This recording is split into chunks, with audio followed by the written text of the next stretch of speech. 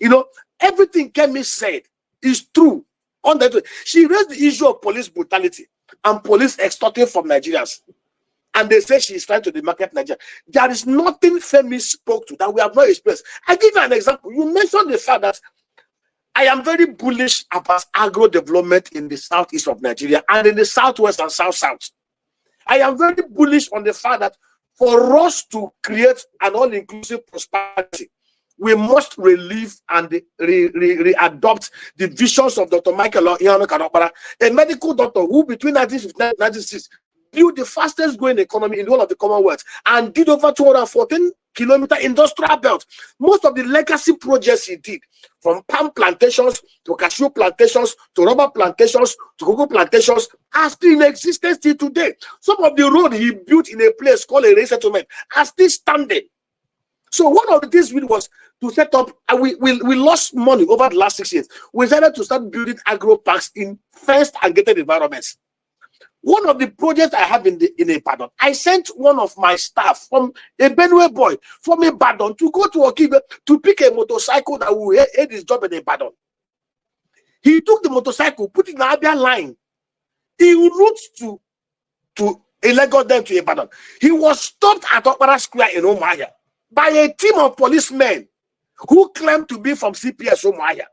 The guy showed them all the documentations of the vehicle. They said the original owner of the vehicle. They started talking about of trash. They held the guy at gunpoint. By around 8:30 p.m. in the night, the guy called me, and I took the phone. I introduced myself. I even told the policeman that the Southeast Farm, which I chair, is a PPP company owned even 10% by the other state government. I even told that if he mentions my name to even his bosses, that they will identify me. I told him that we bought the machine to aid, but that they should allow the boy go. They refused.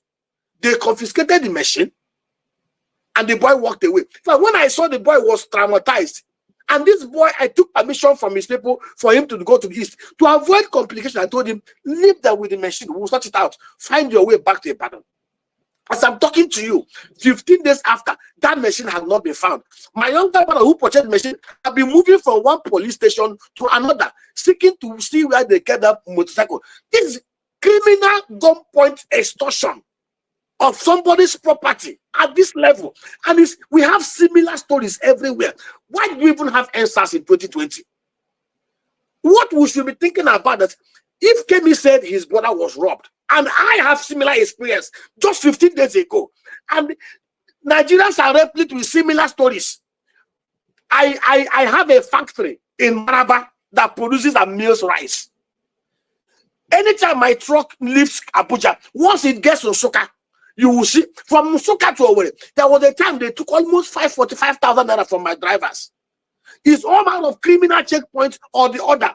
These are germane issues that patriotic leaders should be thinking about. Between 1960 and 1966, you could enter a night vehicle, Iriketi 911 at Rumigbo, and drive all night to Pambegwa in Kaduna State. Nobody will molest you. Nobody will kidnap you. Nigeria was secure. No policeman will stop you on the road. No military checkpoint will extort money from you.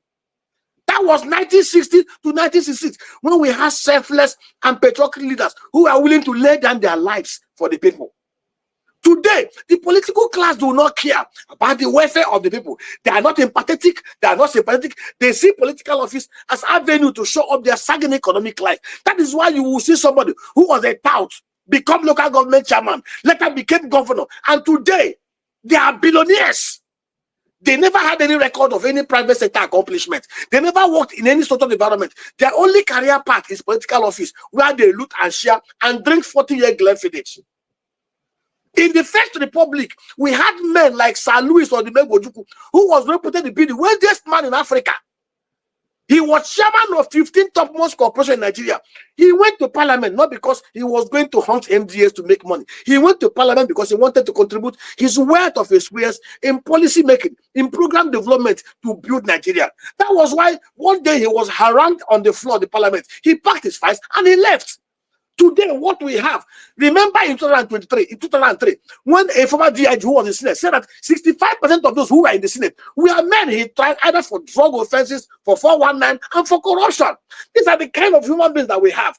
And I expect them, when such germane issue that Kemi has raised comes to the fore, to humbly and meekly accept the mistakes and admit the errors, and then find a ways of providing solution to the problem.